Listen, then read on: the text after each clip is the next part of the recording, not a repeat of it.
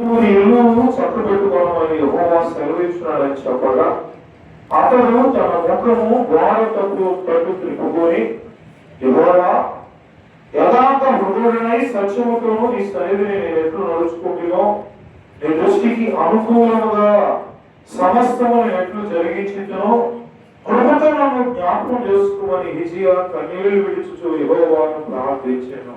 హల్లెలూయా. Bible గ్రంథంలో మనం చూసినప్పుడు హిజ్కియా అనేటువంటి ఒక గొప్ప రాజు మనకు కనబడుతున్నాడు.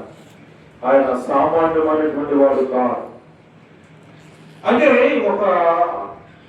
మరి ఆ వ్యక్తిని మనం జ్ఞాపకం చేసుకున్నప్పుడు బైబిల్ గ్రంథంలో ప్రతి మనిషి బలహీనులు అవ్వడం సహజం. బలహీనులు అవుతారు. ఏ మనిషికైనా రోగాలు వస్తాయి. అమ్మ పాస్టర్ గారు కదా, ఆయన ఏంది రోగం చనిపోయాడు అంటారు. లేదు, పాస్టర్ అయినా ఎవరైనా సరే,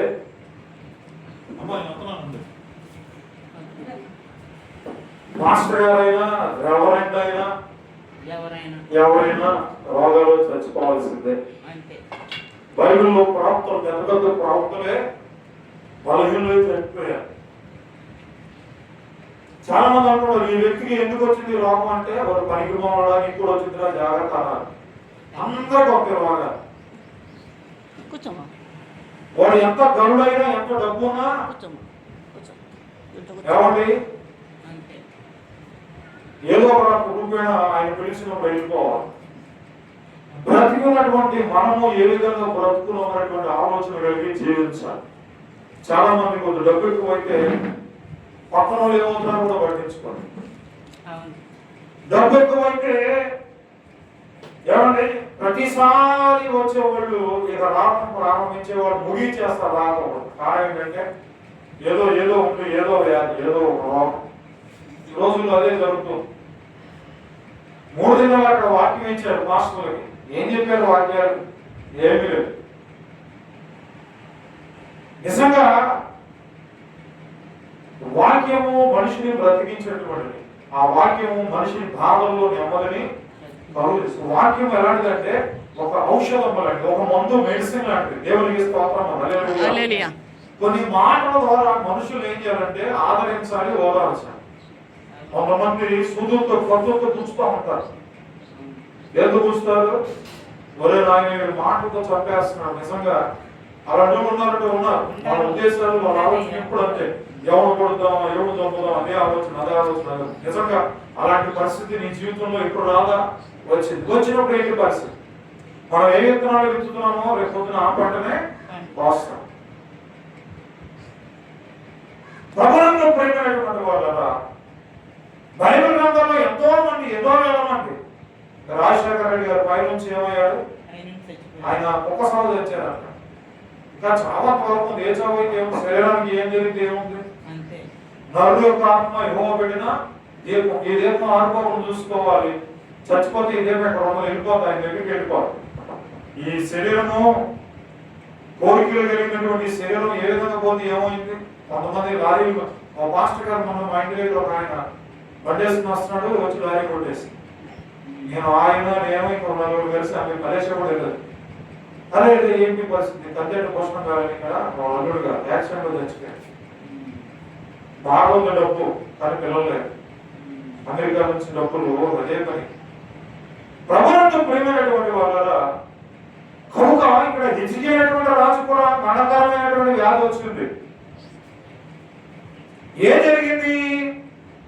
ఆ దినంలో హిజ్కియాకు మరణకరమైన రోగం కలుగగా వచ్చింది. రోగం ఆమోజు కుమారుడైనటువంటి యెషయా దైవజనుడు వచ్చి అంటాడు, అయ్యా నీకు పలానా వ్యాధి వచ్చింది, నువ్వు చనిపోతావు, నువ్వు బ్రతకవు. ఈ బ్రతికిన కొద్ది రోజులు నువ్వు చేయవలసింది ఏంటంటే నీవు చక్కపెట్టుకో. అంటే అర్థం ఏంటంటే లోక ప్రకారంగా చూస్తేనేమో గృహం, నీ ఇంట్లో నీ బిడ్డలు, నీ కుటుంబం దాన్ని జాగ్రత్త చేసుకో, ఎవరికి ఏమి ఇవ్వాలి, ఏం చేయాలని ఇచ్చిపుచ్చుగా అవి చేసేసుకో. అది లోక ప్రకారం అయితే. ఆధ్యాత్మిక ఏంటంటే నీవు నీ హృదయము ఒకవేళ దేవుడి దగ్గర లేదేమో, ఎవరికి ఈ ఇచ్చినట్టు ఈ ఉన్నటువంటి ఈ కొద్ది జనాలు ఏం చేయాలంటే దేవుని యందు భయభక్తులు కలిగి ఆయనకి ఇష్టలుగా జీవిస్తే దేవుడు ఏదైనా చేయగలడు. ఆయన అసాధ్యమైన వాటిని సాధ్యపరచగలడు. ఆయనకి ఏది తెలియదంటా లేదు, సమస్తం లేదు, అనంత జ్ఞానం.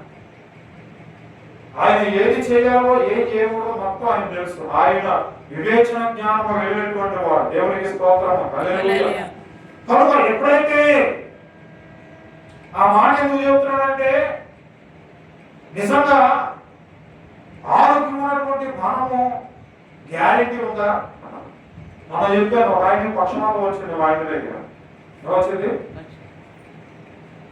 ఆయన దేవుడు డాక్టర్ గారు చెప్పింది ఏంటంటే, చాలా అదృష్టవంతులు, చేతి మీద కాలు మీద బోర్ మీద పడలేదు, ఆ ఒక్కరు పోయి మా తయారు తీసుకొచ్చారు హాస్పిటల్ అంట. సరే మెడిసిన్ వాడుతున్నాడు. ఈ మధ్య డాక్టర్ గారు అన్నారంట, బ్రెయిన్ లో కొంచెం ఆపరేషన్ చేయాలన్నారు.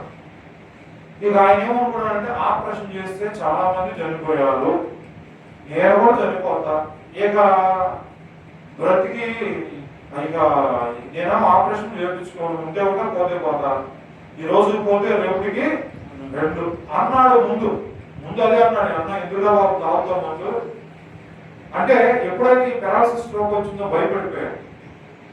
మందు దగ్గరికి వెళ్ళా, చక్కగా నీట్గా ఉన్నాడు మనిషి, షుగర్ కూడా కంట్రోల్ ఉంటుంది, బీపీ కంట్రోల్ ఉంటుంది. ఈ మధ్య మళ్ళా ప్రారంభించాడు విడతానంటారు. మేము భయపడిపోయాం. భయనాయనికి దేవుడు మంచి ఆయుష్ ఇచ్చాడు, జాగ్రత్తగా ఉంటారు బాబు, జాగ్రత్తగా ఉంటారు బాబు అంటే జాగ్రత్తగా ఉన్నాడు. ఎప్పుడైతే మరి ముందు వాసన ఎప్పుడైతే బయలుదేరింది ఆపుకోలేకపోయాడు. ఫుల్గా తాగేస్తుంది. ఏంటంటే ఆ పాయింట్ ఏం చెప్తున్నా అయిపోయింది. ఇక ఏదైనా అవ్వాలంటే మీ వల్ల కాదు. ఏమండి మనం అనుకుంటాం, డాక్టర్ చెప్పేశారయ్యా, ఏం చెప్పి డాక్టర్ అంటే గొప్ప డాక్టర్, ఆయన తెలుసా ఈయన తెలుసా? ఎవరు తెలుసు అండి? మనుషులు తెలుసా? ఆయన తెలుసు. మన లైఫ్ స్టామినా ఎంతవరకు ఉందో, మన జీవితం ఎంతవరకు పొడిగించబడాలో ఎవరు తెలుసు అంటే దేవుడికే తెలుసు. మనమేమో మనుషుల మీద ఆధారపడి ఆడి చెప్పాడు, ఈడి ఎవరైతే చెప్తే మనం భయపడాల్సిన పనిలేదు. కానీ ఆయుష్ ఆశీర్వాదం. ఈ రోజుకి మనం ఒకటే నా వచ్చిన ఈ రోజు ఉంటే చాలు. ఎంతమంది నిద్రపోతున్నప్పుడు ఓట్లేదా? కరోనా వచ్చినప్పుడు ఎంతమంది పోయారు? అరే మనతో ఉన్న వాళ్ళు కూడా పోయారు. అరే ఏంటి బాగా, అరే ఏంటి మనిషి దగ్గర వెళ్ళడానికి కూడా లేదు అవకాశం, తీసుకెళ్లి సమాధి చేయడానికి కూడా అవకాశం, భయంకరమైనటువంటి పరిస్థితులు ఆ రోజులు ఉన్నప్పటికీ జరిగేదంతా జరిగిపోయి. కానీ దేవుడు మనం ఏం చేశాడు? అలాంటి సమయంలోనే మనకి దేవుడు ఆశించాడు. దేవుడికి స్తోత్రం. మనం మిగులు పడకూడదు. మనం మిగులు పడితే ఒక మూల ఎత్తు చేసుకుంటావా? అంతా ఆయన పైవాడి చెప్తాం. దేవుడికి స్తోత్రం. దైవజనుడు చెప్తున్నాడు. దైవజనుడు కొంతమంది చెప్తారు, అయ్యా దేవుడు నాకు దర్శనమిచ్చాడు, అయ్యా పలానా ఒరే పిచ్చోడా, నీకేం దర్శనమిచ్చాడు? నువ్వే దేవుడు సరిపోతావు, నీకు దర్శనం ఎందుకు వచ్చింది? నేను నమ్మను. కనుక ప్రభుత్వం పోయినటువంటి వాళ్ళ అక్కడ దైవజనుడు చెప్పాడు. ఏమని చెప్తున్నాడు అక్కడ దైవజనుడు? నీవు మానవుచున్నావు తక్కువ కనుక నీవు నీ ఇల్లు చక్కగా పెట్టుకోనమని యెహోవా సెలవిచ్చున్నాడని చెప్పగా అతడు తన ముఖము గోడ తట్టు తిప్పుకోడు. ఎవరైనా దైవజనుడు ఒక మాట చెప్పాడు, నీకు చరిత్ర అయిపోయింది, నువ్వేం చేయాలంటే నీ ఇల్లు చక్క పెట్టుకోమని చెప్పేసి వెళ్ళిపోయాడు. దానికి కొన్ని సవరణలు ఇవ్వలేదు. ఇవాళ దైవజనుడు చెప్పేసి వెళ్ళిపోతారు చాలా మంది. అంతే. దానికి పరిష్కారం ఏంటి, అసలు ఏంటి, దాని స్టామినా ఏంటి, దాని లైఫ్ స్టైల్ ఏంటి అనేటువంటి విధానాలు కూడా చెప్పాలి. పద్మవ్యూహంలో అభిమానుడు వెళ్తాడు. అక్కడ శ్రీకృష్ణుడు చెప్తాడు, ఎవరికి? అభిమానుడు తల్లితో చెప్తా ఉంటాడు, మరి నీకు ఇలా పిల్లలు కొడతాడు, ఆయన పేరు అభిమాన్యుడు, ఆయన యుద్ధానికి వెళ్తాడు, మళ్ళీ తిరిగి రావలసినటువంటి మాటలు చెప్తాం. వాడు అన్ని వింటా ఉంటాడు, లోపల భూమి కొడతా ఉంటాడు జరిగేదంతా. సరే యుద్ధానికి వెళ్ళాడు, ఆ పద్మవ్యూహంలో ఇరుక్కుపోయాడు, బయటకు రావడానికి మార్గం డాక్టర్స్ కూడా కొనుక్కొని తెలియదు. డాక్టర్స్ కూడా తెలియదు. డాక్టర్ అంటారు, అమ్మా నీకు దేవుడు గొప్పవాడమ్మా, మేము డిసైడ్ చేసి అయిపోతాం. కానీ ఈ దేవుడు నిజంగా మన దేవుడు గొప్పవాడు. దేవునికి స్తోత్రం.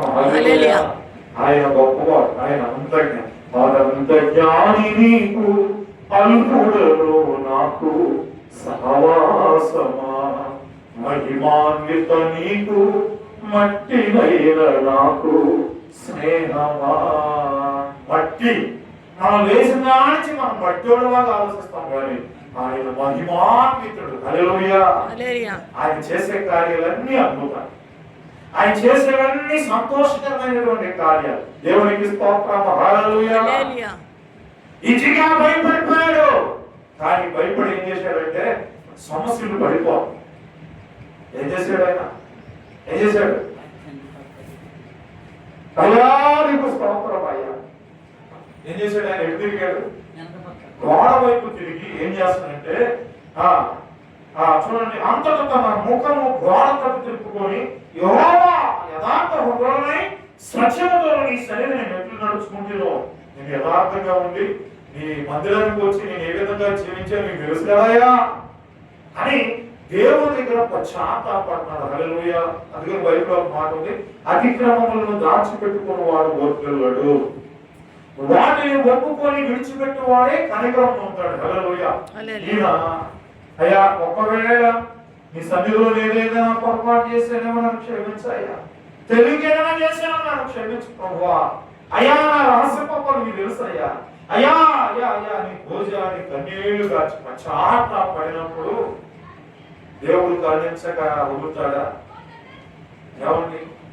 గర్భమున పుట్టిన బిడ్డను కరుణించక తల్లి మరచునుగా, మరచిన గాని నీవెన్నడూ మరువావు విడువవు ఎడబాయవు కరుణారాజ. హల్లెలూయా. తల్లి మరిచిన, తండ్రి మరిచిన, కూతురు మరిచిన, అల్లుడు మరిచిన, నవమాసము మోసి ప్రయోజకులను చేసిన కన్న బిడ్డలే నిన్ను వెలివేసిన.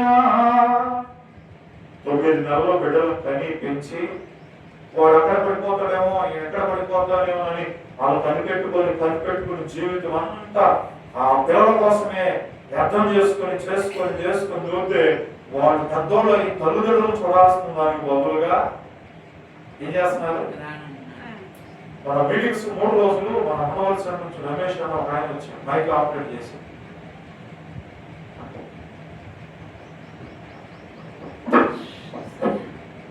ఆయన ఒంట్లో బాగా ఆయనకి ఏదో రోగం, దానివల్ల మొహంతా ఉబ్బిపోయి చివరికి అంతకుముందు మీటింగ్ పెట్టినప్పుడు ఆయనే చక్కగా స్టేజీ మీద అన్ని మొత్తం లైటింగ్లు కానీ మొత్తం ఆయనే పెట్టేవాడు, ఎవరితో పని ఉండేది కాదు. చివరికి ఆయన పరిస్థితి ఎలా అయిపోయిందంటే నడవలేని పరిస్థితి. కొడుకు వాళ్ళ నాయనమ్మని ఇంకొక ఆమెని ఆ నాన్నని ఆటోలో ఎక్కించుకుని రోజు 3 గంటలు బయలుదేరి ఎక్కడ ఉండవలసి ఎక్కడ నుంచి ఎక్కడ వచ్చి అక్కడ మైక్ ఆపరేటింగ్ పెట్టి పక్కనే ఉండేవాడు కొడుకు. నాన్నకి ఏది కావాలంటుంది. దేవునికి స్తోత్రం. హల్లెలూయా. ఎవరు చెప్పారు రోజున ఆ వ్యక్తి గురించి నేను రోజు చెప్పేవాడిని. ఆపరేటర్ మైక్ సెట్ ఫలానా రమేష్ గారు, వారి బిడ్డ నాగేశ్వరం తండ్రిని చక్కగా చూసుకుంటున్నాడు. ఆ టయానికి ఏది కావాలి ఏంటి ఎవరు చూసుకుంటారండి? ఎవరు చూసుకుంటారు? ఎవరు చూసుకుంటారు? అందుకనే 9 నెలలు కనీ పెంచినటువంటి మరి తల్లిదండ్రులను విడిచిపెట్టి రోజుల్లో బిడ్డలు మరి అనాథస్థానాలు విడిచిపెట్టి అమెరికాలో ఎక్కడెక్కడో తండ్రి ఏదైనా అయిందంటే ఆ పక్కన వాళ్ళకి అక్కడి నుంచి ఫోన్ చేసి నా రావడం కుదరదు, వస్తే 2 లక్షలు 3 లక్షలు ఖర్చులు అవుతాయి ఏంటి, ఒకళ్ళు చనిపోయినా కూడా మీ నాన్న చనిపోయాడా అంటే నేను డబ్బులు పంపిస్తున్నాను తీసుకెళ్లి కార్యక్రమాలు జరిగించను అనేవాళ్ళు చాలా మంది. నిజంగా నువ్వు అమెరికా వెళ్ళడానికి నీకు పెట్టుబడి పెట్టినవాడు ఎవడు? నీకు ఆ జన్మ ఇచ్చింది ఎవడు? నీకు ఆ రూపురేఖ కావడానికి మరి ఎవరు కారకులు? ఆ విషయాన్ని మర్చిపోతున్నారు ఈ రోజు. మగవాళ్ళు అలాగే ఉన్నారు, ఆడవాళ్ళు అలాగే ఉన్నారు. ఆడవాళ్ళు అలాగే ఉన్నారు, చూపిస్తుంటారు ఆ తల్లుల్ని కాదు ఎగిరెత్తులు అంటున్నారు ఆడవాళ్ళు. ఎంత భయం. వాళ్ళు ఏం చేయాలని నేనంటారు కదా, వాళ్ళని నిలువ తుపాయితో కాల్చేయాలన్నవాడు. ఇందులో మా వాళ్ళు లేదు, కాల్చిపడేయాలి. ఎందుకు పనికి రాకుండా జన్మించినటువంటి తల్లిదండ్రులు వారి భవిష్యత్తు ఏంటి, వారి ప్రణాళిక ఏంటి, రేపొద్దున మొత్తం నువ్వు తీసుకోవా? రేపొద్దున ఒకవేళ ఏదో అయిందనుకో నీ కాదా? నిజమండి, చాలా దారుణం, బాధేస్తుంది, ఏడుపు వస్తుంది. అంత భయంకరమైనటువంటి పరిస్థితి ఈ రోజు. ఇక్కడ హిజ్కియాకు మరణకరమైన వ్యాధి వచ్చినప్పుడు ఎవరు వెళ్ళి చెప్పాలి, అయ్యా నాకు ఈ బాధ వచ్చిందమ్మా, అయ్యా నాకు ఇది వచ్చిందిరా. దేవుడి మీద ఆధారపడ్డాడు. దేవుడికి స్తోత్రం. కొంచెం కష్టమే, మనకున్న బాధను బట్టి అంతకన్నా కష్టం కాదు. ప్రార్థన చేసుకోండి, ఎంత సులువో తెలుసా. ఒక్క అరగంట దేవుడికి అవకాశం వేసుకోవా. ఒకసారి హిజ్కియాను జ్ఞాపకం చేసుకున్నాను, జ్ఞాపకం చేసుకున్నాను. 15 సంవత్సరాలు ఆయుష్ ఇచ్చాడు. 100 సంవత్సరాలు ఆయుష్ ఇచ్చే దేవుడు నీవే. హల్లెలూయా అని చూడండి. ఇక్కడ ఏం జరిగిందంటే, గోడ తట్టు తిప్పుకుని యెహోవా యథార్థ హృదయుడిని ఏ పాపం చేయలేదు, నేను ఏ తప్పు చేయలేదు, ఒకవేళ తప్పు చేస్తే నన్ను క్షమించు ప్రభువా, సత్యముతో నీ సన్నిధిని ఎట్లు నడుచుకుంటున్నావు, నా నీ దృష్టికి అనుకూలంగా సమస్తం నేను ఎట్లు జరిగించుతున్నావు, కృపతో నన్ను జ్ఞాపకం చేసుకోమని హిజ్కియా యొక్క నీళ్ళు విడిచుచు యెహోవాకు ప్రార్థన చేశాడు. హల్లెలూయా హల్లెలూయా. కన్నీటి ప్రార్థన అవసరం. హల్లెలూయా హల్లెలూయా. దేవుడు మన కన్నీరు ఎప్పుడు వస్తుందంటే, నిజంగా మన ఊళ్ళో విడిచిపెట్టినప్పుడు, ఏమంటే ఒంటరిగా విడిచిపెట్టినప్పుడు మనకు దుఃఖం కలిగింది. ఏంటి నా బతుకు ఎలా ఉండేది, నేను ఎలా ఉండేదాన్ని, ఎలా ఉండేవాడిని, చివరికి నేను ఈ విధంగా అయ్యానే, అయ్యా నన్ను నువ్వు పట్టుకోయా, నన్ను కరుణించాయా, నా చేపట్టుకుని నడిపించాయా, నన్ను అందరూ విడిచిపెట్టారయ్యా, అయ్యా నువ్వు విడిచిపెట్టే దేవుడు కాదు, ముడిని వచ్చే వరకు ఎత్తుకొని వాడవు నీవే, తల్లిలా పాలించేవాడు నీవే, తండ్రిలా పాలించేవాడు నీవే, అరచేతుల్లోనే నన్ను చెప్పుకున్నావు కదయ్యా. అయ్యా ఒకసారి బైబిల్లో చాలా మంది చివరి క్షణాల్లో దేవుణ్ణి వేడుకున్నారు. అయ్యా సంసోన్ దేవుని చేత నాశనం చేయబడినటువంటి వాడు, ఆ జుట్టు, ఆ వెంట్రుకలు, తల్లిదండ్రులతో దేవుడు చెప్తున్నాడు, నీవు నీ బిడ్డకి ఎప్పుడు తలకరకు ఎప్పుడైతే కదిలిస్తావో నీ కుమారుల బలం అంతా తగ్గిపోతుంది. ఇది దేవుని చేత ఏర్పాటు చేయబడిన ఆ జుట్టు ఇప్పుడు ఉండాల్సిందే. ఈ బాలగోపుడు ఏం చేశాడంటే, ఇక లోకం వైపులోకి వెళ్ళిపోయాడు, లోకం వైపు తిరిగాడు, ఢిల్లీలా దగ్గరికి వెళ్ళాడు, రామ వైపు వెళ్ళిపోయాడు. రాముదే మొత్తం ఆమె ప్రపంచం అయిపోయింది. దేవుడు చెప్పిన ఆజ్ఞ అన్ని విడిచిపెట్టేసి, మంచి బలవంతుడు గాడి దొంగతో యుద్ధం చేస్తే మరి అక్కడ ఎంతో మంది 1000 మంది అంతమందిని చంపేస్తాడు. అంత పవర్ఫుల్ కలిగినటువంటి సంవత్సరం. అలాంటి సాంసన్ ఢిల్లీలో తొడ మీద పడుకున్నాడు. ఆ అంటారు కదా, ఫిలిస్తీన్లు ఏమన్నారంటే, అతను చంపే బాధ్యత నీదే, నువ్వు చంపితే మిమ్మల్ని బతికిస్తాం, అది కూడా చంపేస్తాం, బతికిస్తే నీకు ఎంత డబ్బు ఇస్తాం, అది ఇస్తాం, ఇది ఇస్తామని ఆమె ఓడించేపడికి ఆమె కూడా మైండ్ మారిపోయింది. అంతే, డబ్బే పైసామే పరమా మారిపోయింది. ఇక తను అప్పగించాలనే ప్రయత్నాలు 2-3 సార్లు ప్రయత్నాలు చేశాను. నన్ను తాడు తీసుకొచ్చి కట్టేసేసే నేను ఊరిని నీళ్ళు అడుగుతుంది, నువ్వు నన్ను ప్రేమిస్తున్నావు, ప్రేమించడానికి రుజువు ఏంటంటే నీకు ఎలా చచ్చిపోతావు నాకు చెప్పని చెప్పి, నువ్వేదో నాటకం అనుకున్నాడు. 2-3 సార్లు అబద్ధం చెప్పాడు. 3వసారి ఇంకా లాగించి ఇక తట్టుకోలేపాడు. నన్ను ఇలా బంధించేయడం. ఇలా ఎలాగంటే, నా తల వెంట్రుకలు ఉన్నాయి కదా, నేను నిద్రపోకుండా వెంట్రుకలు కట్ చేసేయండి, కట్ చేసి నా బలం అంతా పోయింది. సీదా అనుకుంది. 2 సార్లు తప్పించుకున్నాడు. కట్టేశాను, పడుకున్నాడు. వెంటనే తాడుతో కట్టేసింది. వెంటనే ఫిలిస్తీన్లు వచ్చింది. వెంటనే ఒకసారి అలాగే, అంత బలజ్జుడు కదా, పారిపోయాడు, తప్పించుకో. ఇక ఫైనల్ గా ఏం జరిగిందంటే, ఆయన రహస్యం చెప్పేశాడు. ఏం చెప్పాడు, ఈ తల వెంట్రుకలు నాజీలు దేవుని చేత నాజీలు చేయబడ్డాయి, వాటిని కానీ కదిలిస్తే నా బలవంతం ఏమైపోతే పోయి. ఎప్పుడైతే ఆ మాట సంవత్సరం చెప్పాడో అంటే అర్థం ఏంటంటే, దేవుని ఆజ్ఞని ఎవరు చెప్పాడంటే, లోకంలో ఉన్నటువంటి ఆ స్త్రీకి చెప్పాడు. మనం నిజంగా క్రైస్తవులైనటువంటి మనము ఒక రహస్యాన్ని మనం హృదయంలో పెట్టుకోవాలి. రహస్యం ఏంటంటే, దేవుడు సమస్తము చేయగలడు, అది ఆయన ఏదైనా చేయగలడు, ఏదైనా ఆపదొచ్చినప్పుడు కాపాడగలిగినటువంటి వాడు. సమస్తము ఆయన ద్వారా జరిగినటువంటి ఒక ఆలోచన మనకు ఉంటే మనం ఏ విషయంలో భయపడదు. ఇద్దరు వచ్చిన మనం ఆయన నడిపిస్తాడు. దేవునికి స్తోత్రం. హల్లెలూయా. వెంటనే సంవత్సరం చేసిన పని ఏంటంటే, ఆ రహస్యం ఎప్పుడైతే చెప్పాడో మొత్తం ముందు కొట్టేది. బలం ఉందా? బలం లేదు. ఏమైపోయింది? ఏమో ఎక్కువసేపు పెట్టించే బలం లేదు. బలం ఉన్నప్పుడేమో నాకు బలము ఉన్నంత వరకు నమ్మలేదు నా యేసుని, బలమంతా పోయాక బలమంతా పోయాక నమ్మాలని ఉంది నా యేసు. బలమంతా పోయాక నువ్వు దేనికి పనికి వస్తావు? దేవునికి ఏమైనా పనికి వస్తావా? దేనికి పనికి? ఏదైనా పని చేయాలన్నా, లేకపోతే ఏదైనా మందిరాన్ని మూడవాలన్నా, లేకపోతే ఏదైనా మేలు తీసుకొచ్చి కడగాలన్నా ఓపికేది? లేవలేము, రాలేము, నడవలేము. కనుక మనము ఆరోగ్యంగా ఉన్నప్పుడే మనం దేవుని ఏం చేయాలట? గణపరచాలి, దేవుని మహిమపరచాలి, దేవునికి స్తోత్రం. ఇక్కడ హిజ్కియా ఆయన దేవుని స్వరం ఉన్నప్పుడు ఏ విధంగా దేవునితో జీవించాడు? ఆడి హృదయం కలిగి ఉన్నాడు, యథార్థత కలిగి ఉన్నాడు, ఎప్పుడు దేవుడికి ప్రార్థన చేసేవాడు, అన్నింటినీ జ్ఞాపకం చేసుకుంటాం. ఈ రోజు మనకి అలాంటి బలహీనత వస్తే ఏం జ్ఞాపకం చేసుకుంటాం? ఏది మన వెనకాల చరిత్ర ఉందా? ఏ చరిత్ర? ఏ అవసరంలా? ప్రార్థన అనే చరిత్ర నీకుందా? ఏమండి, ప్రార్థన చాలండి, మనం సమస్తం చేయగలం. మనకి ఏ చరిత్ర కాక ప్రార్థన చేస్తే చాలు. మనం కష్టం వచ్చినప్పుడు కూడా మనం ఏం చేయము, ప్రార్థన చేయము. మనకు సహకరించదు శరీరం సహకరించకపోయినా కూర్చొని అయ్యా అయ్యా బైబిల్లో నీ చరిత్ర ఎంత ఉంది కదా, ఒక్కసారి మనం జ్ఞాపకం చేసుకుని మనం ఏం చేయాలంట? ప్రార్థన చేయాలి. హల్లెలూయా. చూడండి అక్కడ ఏం జరిగింది? యెహోవా యథార్థ హృదయులను సత్యంలో నీ సన్నిధిని ఎట్లు నడుచుకుంటేనో, నీ దృష్టికి అనుకూలంగా సమస్తం నేను ఎట్లు జరిగించుదునో కృపతో నన్ను జ్ఞాపకం చేసుకోమని హిజ్కియా కన్నీళ్లు విడిచి యెహోవాను ప్రార్థించెను. యెహోవా నడిమి శకలలో నుండి అవతలకు వెళ్ళక మునిపే యెహోవాకు అతనికి ప్రత్యక్షమై ఇలాగ సెలవిచ్చెను. ఆ చెప్పినటువంటి యెషయా నువ్వు చనిపోతావు, ఇల్లు చక్కబెట్టుకోమని చెప్పాడు దైవజనుడు. ఆయన ఆ శాలలో నడిమి దగ్గరికి వెళ్ళే టైంలోనే మళ్ళా వర్తమానం వచ్చేస్తుంది. దేవునికి స్తోత్రం. ఎంత చక్కటి ప్రార్థన చేశాడు. ప్రార్థన కూడా కొన్ని వెంటనే దేవుని దగ్గరికి వెళ్తాయి.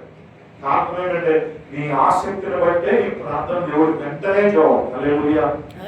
ఈ ప్రార్థన వెంటనే ఆ చెప్పినటువంటి యెషయా మళ్ళీ అంతటి ఆ సేవలో నడిమి అంటే మధ్య దగ్గరికి వెళ్ళేపాటికి వెంటనే దేవుడు యెషయాతో మాట్లాడుతున్నాడు. వెళ్ళావు, మళ్ళీ వెనక్కి వెళ్ళు. ఎక్కడికి వెళ్ళాలి? హిజ్కియా దగ్గరికి మళ్ళా రావాలి. చూడండి ఏమంటాడంటే, నీవు తిరిగి నా ప్రజలకు అధిపతి అయిన హిజ్కియా యొద్దకు పోయి అతనితో ఇట్లాను, నీ పితరులైన దావీదునకు దేవుడకు యెహోవా నీకు సెలవిచ్చినదేమనగా. ఎవరు పితరులైనటువంటి దేవుడు అంట? దావీదు పితరులైన దేవుడు, దావీదుకు తోడుగా నడిపించిన దేవుడు. ఏమన్నాడంట? యెహోవా నీకు సెలవిచ్చినదేమనగా నీవు కన్నీళ్లు విడిచుట చూసింది. హల్లెలూయా. కన్నీళ్లు విడిచుట ఎవరు చూశారంట? ఎవరు చూశారు? దేవుడా యెషయా? మనుషులు చూస్తే ఏమవుతుందో తీసి పక్కన పెట్టండి. దేవుడు చూడాలి. దేవుడు యెషయాతో మాట్లాడుతున్నాడు, దైవజనుడు మాట్లాడుతున్నాడు. అంతకంటే ఎవరు మాట్లాడాడు? దేవుడే మాట్లాడు. యెషయా అంటాడు, నేను చూచానంటే అంతకంటే ఆయనలో కాదు, ఆయనలో ఉన్న దేవుడు చూచాడు. ఎవరు ప్రార్థన? నీవు కన్నీళ్లు విడచుకొని అనుభవించా అంటే కన్నీళ్లు విడిస్తే ప్రతిఫలం దొరుకుతుంది. మీకు ఇక్కడ అర్థమైపోయిందిగా. కన్నీళ్లు కాస్తే దేవుడు వెంటనే జవాబు ఇస్తాడు. ఇస్తాడా లేదా? ఇస్తాడు. చూడండి ఏం జరిగింది అక్కడ. హిజ్కియా పోయి చూడండి, నేను నిన్ను బాగు చేశాను, మూడో దినంగా నీవు యెహోవా మందిరంలోకి ఎక్కిపోవద్దు. హల్లెలూయా. ఎవరు ఇస్తున్నారు వాగ్దానం? దేవుడు ఇస్తున్నాడు. నేను నిన్ను బాగు చేస్తా. ఏం చేస్తాడట? బాగు చేస్తా. ఏ అవయవమైతే పాడైందో, ఏ అవయవమైతే నీకు అనుకూలంగా లేదు, ఏదైతే నిన్ను వ్యాధి బాధల చేత నిన్ను ఇబ్బంది పెడుతుందో ఆ అవయవమును నేను ముట్టుకుంటా. హల్లెలూయా. నీవు ప్రార్థన చేసి చేసి చేసి ఆ కొడుకు దేవుడు వచ్చి ఆయన దర్శనములో తెల్లటి వస్త్రాలు వేసుకుని ఆయన వచ్చి నీ మీద ఆయన చేసి అది నీకు దర్శనం కనపడింది. పొద్దునే చూస్తే నీకు స్వస్థత, ఎప్పుడు లేని సంతోషం, ఎప్పుడు లేని బలం బలం బలం. డాక్టర్ దగ్గరికి వెళ్తే అబ్బా మంచి దేవుడిని, నేను ఏదో దేవుడిని నువ్వు ఆశ్రయించు, ఆ దేవుడిని ఎడల కనికరించాడు. హల్లెలూయా. అలా ఎంతో వేల మంది సాక్ష్యాలు చెప్తున్నారు. ఈ మధ్య చాలా మంది ఇన్స్టాగ్రామ్ గారని విజయవాడలో పొన్నమి గార్డెన్ పెడతారు. పొన్నమి గార్డెన్ ఇంకా మేము 50+ కూడా వెళ్తాం. అంటే నేను అనేది దేవుడు కొంతమంది స్వస్థ వరాలు ఇస్తాను. ఆయన దగ్గరికి సాగయ్య గారి దగ్గరికి వెళ్తారు, చాలా మంది వెళ్తున్నారు. మా ఏరియా ఏంటంటే ఉన్న రోగాన్ని బట్టి ట్రీట్మెంట్. అక్కడ ఆయన మాట చెప్తారు, అమ్మా నీకు తగ్గిపోయింది, వెంటనే తగ్గిపోయింది. చాలా మంది సాక్ష్యాలు. ఎందుకంటే కొన్ని దేవుడి ద్వారా జరుగుతుంది, కొన్ని లోకాల ద్వారా జరిగితే, కొన్ని దేవుడి ద్వారా. దేవుడికి అసాధ్యమైంది ఏది లేదు. చాలా మంది బయలుదేరారు, అందరూ లేదు స్వస్థ. కొంతమందిలో దేవుడు స్వస్థ వాడిస్తాడు. ఒకటి నమ్ముడు నియమాలైతే సమస్తము సాధ్యం. నువ్వు నమ్మాలి, దేవుడు నాకు అద్భుతం చేస్తాడని ఆలోచన మనకు ఉండాలి. ఆయన సమస్తము చేయగలిగినటువంటి వాడు. హల్లెలూయా. కనుక చూడండి,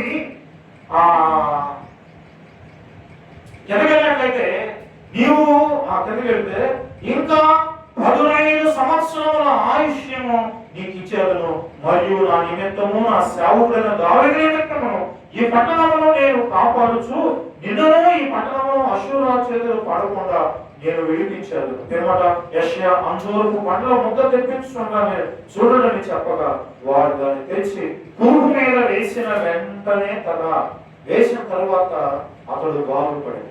ఆ వ్యక్తికి వచ్చినటువంటి రోగం ఏంటంటే ఒక పురుగు వచ్చింది. ఆ పురుగు తగ్గడం.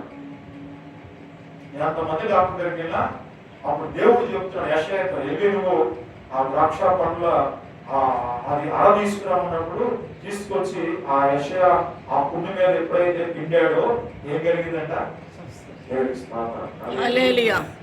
అసాధ్యమైనది ఏమున్నది, అసాధ్యమైనది ఏమున్నది? ఏముందా? నీ మాట సంపూర్ణ స్వచ్ఛత గలది, అది నీ సేవకునికి ప్రాణమైనది. నోరార నీ మాటను పలుకని యేసయ్య, మనసార నీ మాటను పలుకని యేసయ్య. అమ్మా నీ బలహీనత విడిచిపోయనగా నడుము వంగిపోయిన స్త్రీ లేచి నిలిచెగా. హల్లెలూయా. లాజరు బయటకు రమ్మని నీవు పలుకగా మృతుడైన వాడు లేచి బయటికి వచ్చేగా. చనిపోయిన వాడు కూడా ప్రభు ఏం చేశాడు? అవునా కదా? మనకి ఏదేం లేకపోతే ఏ బాగుంది, ఏమీ లేదు. దేవునికి స్తోత్రం. హల్లెలూయా. ఆయన మనల్ని బాగు చేసి స్వస్థపరిచి ఆయన మనల్ని లేవనెత్తగలిగినటువంటి వాడు. హల్లెలూయా. ఇక్కడ మనం చూస్తే ఆయన జీవితం గురించి మనకు అర్థమైంది. ఆ దైవజనుడు ఎప్పుడైతే చెప్పాడో దేవుడే పంపించాడు. మన దేవుడే వెంటనే అతనికి 15 సంవత్సరాలు దేవుడు ఆయుష్ను. మన జీవితాల్లో మనం కూడా ఏమండి, మన మీటింగ్స్కి వెళ్ళినప్పుడు ఆయన వయసు ఎంత? 84 సంవత్సరాలు. కలుగుతుంటే ఆయన పాస్టర్ వాక్యం 84 సంవత్సరాలు. ఆయనకి ఓటేస్తే అస్త మధ్యలో లాగున్నాడు, ఒక బొమ్మలా ఉన్నాడు. నన్ను ముందు నేను స్టేజ్ నడిపిస్తున్నట్టు నన్ను ఏమన్నాడంటే, నన్ను పక్కన ఉన్నాను అంటే భయం వేసి పడిపోతాడేమో నన్ను అంతసేపు నిలబడ్డాను. కానీ గంట సేపు నిలబడి ఒక్క రెఫరెన్స్ కూడా బైబిల్లో చూడండి. 20 రెఫరెన్స్ పైన ఆయన కూడా మంచి ఏంటంటే పాస్టర్ అనే వాళ్ళు పిలిపించేస్తాడు. అందరూ మావాడు పాస్టర్ ఎవడో పాస్టర్, నిజమైన పాస్టర్ ఎవరు? దేవుడు ఎవరిని పిలిచాడు? ఏంటి సబ్జెక్ట్ అంతా అదే. ఈ రోజుల్లో అలా చెప్తే కొనుక్కోరు పాస్టర్, ఎవరో మాకు చెప్పేవాడు. అవునా కదా? కనుక నేను అంటున్నాను, ఆయనకి ఇచ్చినటువంటి ఆయుష్ 84 సంవత్సరాలు. ఒక్కడే వెళ్తాడు, ఒక్కడే వస్తాడు, ఎవరు పట్టుకోరు. దేవునికి స్తోత్రం చెప్తాను. నేను మద్రాసు బైబిల్ కాలేజ్ ఉన్నప్పుడు BGS జనకర్మ గారు తెలుసు కదా? జనకర్మ గారు తెలుసా? రమ్మనుచున్నాడు సోలిపోవలదు మనసా సోలిపోవలదు అంటే ఆ పాట పాడిన ఆయన జనకర్మ గారు అంటారు మద్రాసు. ఆయన గారు మేము వాలంటీర్స్ చేశాం. నేను ఆయన వెనకాలే ఉన్నా. ఆ స్టేజ్ ఎక్కుతుంటే నేను ఆయన గమనించా, స్టేజ్ ఎక్కలేకపోయాడు, తీసుకెళ్ళా స్టేజ్ దగ్గరికి వెళ్ళాక ఎక్కలేదు పక్కన. ఆయన ఒక్కడే పరిశుద్ధాత్మ నడిపి దేవుడికి స్తోత్రం. పెద్ద పెద్ద దైవజనులు చూసాను, నా అదృష్టం, దేవుడికి స్తోత్రం చెప్తాను. ఆయన పాలు యాంగించుకోగారు దైవజనుడు. ఒక ఆదివారం 2 లక్షల మంది వస్తారంట. ఉత్తర కొరియా దక్షిణ కొరియా ఉన్నాయి. ఆ రోజు మేము మలేషియా వెళ్ళినప్పుడు ముందుగా ఆయన వచ్చి ఓపెనింగ్ చేసినప్పుడు ఇంత దూరం ఉంటే ఆయన దూరంలో వచ్చి ఓపెనింగ్ చేసి వెళ్ళడం అదృష్టం ఎవరు లేదు. నేను నా చెప్తున్నానికి అవ్వడు లేదు. రెండోది ఆరోగ్యమూర్తిగా రేడియోలో వాక్యం చెప్పాడు. మీరు చిన్నప్పుడు విన్నారా? రేడియోలో వాక్యం వచ్చేది 7 గంటలకు. ప్రతి మనం ఇప్పుడు ఇవన్నీ ఆడున్నాయి. 7 గంటలకు చిన్న రేడియో ఉంటే నాకు బైబిల్ కాదు, రోజు వాక్యం విన్నాను. ఆయనే డైరెక్ట్ మద్రాస్ బైబిల్ కాలేజీకి వచ్చింది. ఫోటో కూడా చూపించాను మీకు. ఆయన 3 రోజులు ఆయన బట్టలు ఉతికాను. 3 రోజులు ఉతికి ఆయన బట్టలు ఏమిగా తెల్లగా డ్రాయ్ ఒకటి పరచం ఉంటుంది, తెల్ల డ్రాయ్ బండి ఆయన ఉతికే ఉండి రోజు 3 రోజులు దయచేసి ఉతికాను. రాజబాబు గారు పాటలు పాడాను, ఏసయ్య ఏసయ్య నిన్నే. ఆయన వస్తే ఆయన స్టేజ్ మీద నేను కోరస్గా పాడాను, నలుగురితో పొలంలో పెడితే అనుకో నేను కూడా ఆయన బట్టలు కూడా నేను ఉతికేవాడు. మోదే చౌదరి గారు పెద్ద దైవజనుడు, మనంత బైబిల్ కలిసి పాస్టర్ మీటింగ్ వెళ్ళాం. మన తీసుకెళ్ళాడు, నన్ను తీసుకెళ్ళాడు. కూర్చొని అంతా అయిపోయిన తర్వాత దైవజనులు వెళ్ళి ఒకరు కాళ్ళు కడుగుతారు. ఒక పాస్టర్ గారు కడిగితే మన ఆయన వేసి అంతా అయిపోతుంది. నన్ను అన్నాడు, నువ్వు కూడా ఎవరు అన్నాడు. వెళ్ళి కూర్చోగానే మోదే చౌదరి గారు డైరెక్ట్ గా వచ్చాడు. ఆ కాళ్ళు కడిగాడు. దేవునికి స్తోత్రం. గుళ్ళు ప్రాంతంలో లేచి నేను కూడా కాళ్ళు కడిగితే మానేసుకున్నాను. దేవునికి స్తోత్రం. హల్లెలూయా. మన ఇన్ని సంవత్సరాలు ఆ గడ్డత రాల. ప్రసాదరావు 8 సంవత్సరాలు ఆయన వెనకాల పరిచయంలో ఉన్నాడు. ప్రసాదరావు దైవజనుడు అంటే ఈ లోకంలో లేదు కాబట్టి గొప్పవాళ్ళే. దేవునికి స్తోత్రం. మరి వీళ్ళు ఈ దైవజనులు నిజామాబాద్, మనం వెళ్ళి నిజామాబాద్ లో కూడా మీటింగ్స్ కూడా నడిపించినాం. అయితే మనకి పేరు అవసరం లేదు, కానీ నాకు దేవుడు ఇచ్చిన ఘనత నేను చెప్పుకుంటున్నా. దేవునికి స్తోత్రం. హల్లెలూయా. ప్రభువుతో ప్రియమైనటువంటి వాళ్ళ ఇక్కడ మనం చూస్తే ఆ హిజ్కియాకి ఎప్పుడైతే దైవజనుడు చూడండి ఏమంటాడంటే, ప్రవక్తలకు యెషయా యెహోవాకు ప్రార్థింపగా ఆయన ఆహాజు గడియలకు పైకి వెళ్తే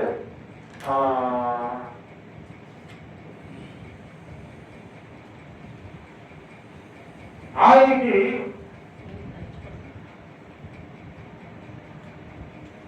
ఎవరు నడుచుకుంటాడు? దేవుని వాక్యం ఆపేనా? దేవుని వాక్యమే నేను శ్రేష్ఠమైన. ఆ అంజూరపు పండ్లు అర తీసుకొచ్చి ఆ పుండు మీద హిజ్కియాకి వచ్చినటువంటి రోగం, ఆ పుండు మీద ఎప్పుడైతే దైవజనుడు పెట్టాడో వెంటనే కలిగిందంట, వెంటనే స్వస్థ కలిగింది. హల్లెలూయా. అంటే దీని అంతని బట్టి మనం గమనించవలసింది ఏంటంటే, మన విశ్వాసం, మన నిరీక్షణ, ఇవే మనల్ని కాపాడేది. హల్లెలూయా. ఏవి కాపాడు, ఎవరు ఆధారపడాల్సిన అవసరం. ఆయన నడిపించేది. ఆ రోజు వాక్యం చెప్పేది కూడా సెలవు అనేటువంటి కోనుడి దగ్గరికి స్వస్థత కలిగింది. స్వస్థత ఆ వ్యక్తి ఎవరు తీసుకెళ్లారు? బైబిల్ ఏమంటుందంటే పంపబడిన వాడు అంటది. సెలవు మాట కనుకుంటే పంపబడిన వాడు. ఎవరు పంపించారంటే దేవుడే పంపించాడు. పరిశుద్ధాత్మ అక్కడ తీసుకెళ్ళింది. ఎవరిని గుడ్డోడికి కోనుడి దగ్గర కడుక్కున్నాడంటే ఎవరు తీసుకెళ్ళారుగా? ఎవరు తీసుకెళ్లారు? పరిశుద్ధాత్మ దేవుడే నడిపించాడు. ఎప్పుడైతే ఆ కళ్ళకు పొరవ చేసి వెళ్ళి ఆ శిలోమైన కోనేరులో కడుక్కోమని ఎప్పుడైతే ప్రభు చెప్పాడో, వెంటనే ఎప్పుడైతే ఆ కళ్ళు కడుక్కున్నాడో వెంటనే ఏం జరిగింది? ఆయనకి చూపు వచ్చింది. దేవునికి స్తోత్రం. హల్లెలూయా. ఈ గుడ్డివాడు పుట్టినవాడు ఇతను పాపం చేస్తే ఈ గుడ్డివాడు పుట్టాడా? ఈ తల్లిదండ్రులు పాపం చేస్తే పుట్టాడంటే ఎవరు పాపం చేయరా? దేవుడు నామం మహిమపరచాలి. హల్లెలూయా. ఈ దినము మనం దేవుని గురించి చెప్పుకుంటున్నాం. దేవుడు స్వస్థపరిచాడని. ఇప్పుడు ఎవరి నామానికి మహిమ? దేవునికే. హల్లెలూయా. తర్వాత చూసినట్టు ఇక్కడ మనం గమనించవలసిన సత్యం, హిజ్కియాకు మనకైన రోగం కలిగినప్పుడు అతను దేవుని కృప కొరకు వేడుకున్నాడు. హల్లెలూయా. ఈ దినం మనం కూడా దేవునిలో వేడుకోవాలి. తర్వాత చూస్తే కన్నీటితో ప్రార్థన చేసి, వేడుకోవడం వేరు, కన్నీటితో కూడా ప్రార్థన చేయాలి. కన్నీరు ఎప్పుడు వచ్చిందంటే మనకున్న బాధను బట్టి, మనకున్న వేదన బట్టి. మనం అందరూ విడిచిపెట్టినప్పుడు మనకు వేదన కలిగింది. ఏంటి ఆ ప్రభా ఏంటి? కనుక కన్నీటితో ప్రార్థించాడు. ఫలితముగా దేవుడు అతని ప్రార్థన అంగీకరించి హిజ్కియాకు 15 సంవత్సరాల ఆయుష్ పొడిగించాడు. దేవునికి స్తోత్రం చెప్తాం.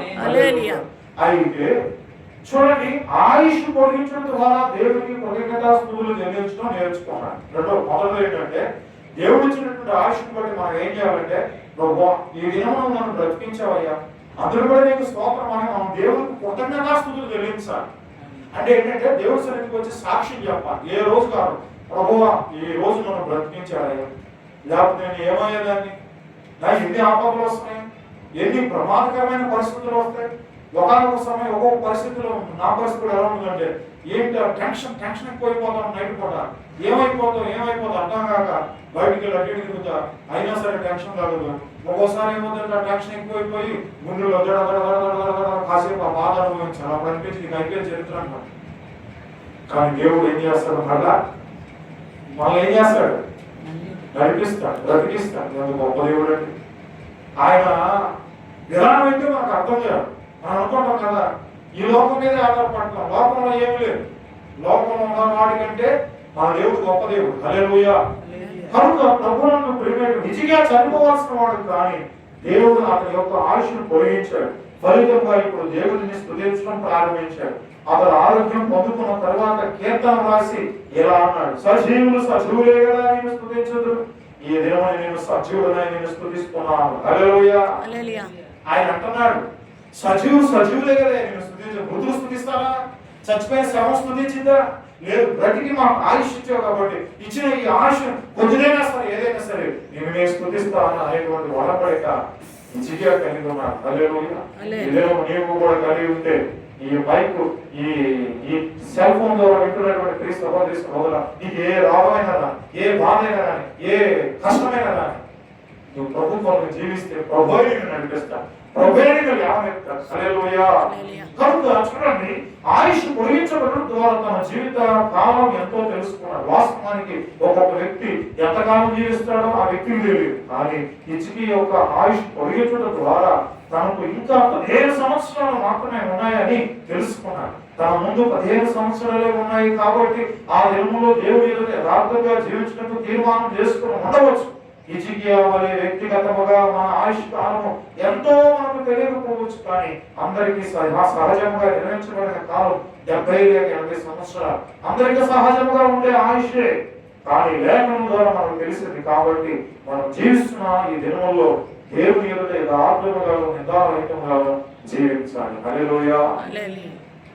ఆయనకు ఒక ఆయుష్ కేటాయించబడింది 15 సంవత్సరాలు. నిజంగా 15 సంవత్సరాల ఆయుష్ అంటే ఎంతసేపు తిరిగి వచ్చింది? నేను అడుగుతా మిమ్మల్ని, దేవుడు ఇచ్చాడు 15 సంవత్సరాలు. ఆ దేవుడే చెప్పాడు కదా, నువ్వు వెళ్ళి ఈజీగా చెప్పు, నువ్వు బ్రతక సస్తావని చెప్పి ఆయనేగా, ఆయనే చెప్పాడు. మళ్ళీ ఆయనే ఆయుష్ ఇస్తున్నాడు. ఈ 15 సంవత్సరాలు దాటి కూడా ఇంకా బతకొచ్చుగా, లేదా అవకాశం చెప్పండి. 15 సంవత్సరాలు దాటి కూడా ఇంకా బతకొచ్చుగా హిజ్కియా? మళ్ళీ చెప్తున్నారు, అమెరికా లాగా ఏం అర్థం కాకుండా కూర్చుంటారు. నువ్వు సస్తామని చెప్పింది ఆయనే, 15 సంవత్సరాలు ఇచ్చింది ఆయనే, ఇంకొక 50 సంవత్సరాలు ఎవడా ఇవ్వాలంటే ఆయన దేవుల్లో ఉంటారు. అదే కొంతమంది బాగుపడ్డామని చెప్పేసి అధిష్టానుసారంగా జీవిస్తారు. చాలా మంది మా ఇంటి దగ్గర ఒక ఆయన అయితే ఇక ఐపీఎల్ చరిత్ర ఇంటికి తీసుకొస్తున్నారు అన్నారు. దేవాలయం వచ్చే సంవత్సరాలు బ్రతికాడు. ఎన్ని సంవత్సరాలు? 3 సంవత్సరాలు 4 సంవత్సరాలు బ్రతికి పోతాడు, శ్రమం తీసుకొస్తాడు. దేవుడు ఏం చేస్తాడు ఎవరు తెలియదు అమ్మా. ఆయన అలాంటి వాడంటే ఆయనకి అన్నీ తెలుసు, మనకే తెలిపించేవాడు. ఆయనకి అన్నీ తెలుసు. ఎవరిని ఏ క్షణం లేపాలో, ఎవరిని ఏ క్షణం దించాలో, ఎవరిని తొక్కాలో లేపాలో, ఎవరికి ఆరోగ్యం ఇవ్వాలో, ఎవరికి ఆరోగ్యం తీసేయాలో అన్ని ఎవరు తెలుసు అంటే ఆయన. కనుక ఆయుష్ కలిగినటువంటి హిజ్కియా ఇక ప్రతిరోజు ఎవరి కొరకు జీవించాడు?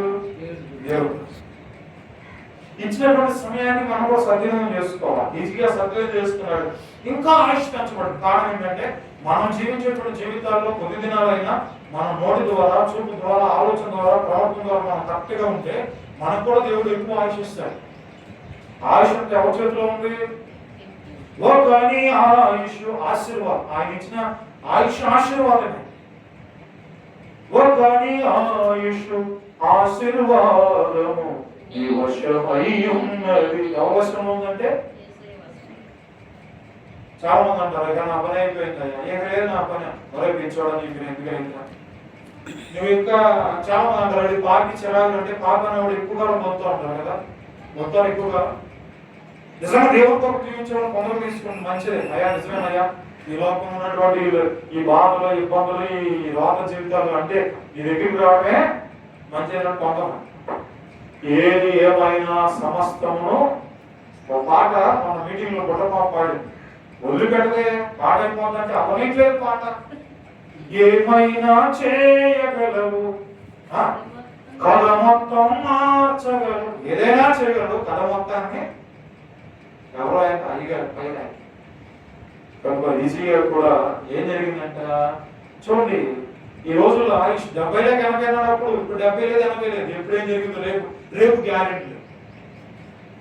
బలహీనం ఉన్నవాడికి గ్యారెంటీ లేదు, ఆరోగ్యం ఉన్నవాడు కూడా గ్యారెంటీ. బాగా ఉన్నాడే, అరే నిన్న నలులారా మీరు తిరిగి రండి అన్నప్పుడు ఎవరైనా. కానీ ఆయుష్ ఇప్పుడు వరకు ఎంతవరకు నేను అనుకుంటాను, నాకంటే పెద్ద వయసులో చూడంగానే దేవుడు అంత ఆరోగ్యం ఇచ్చాడు, మా ఆరోగ్యం అంతదా ఉంటుందా లేదా.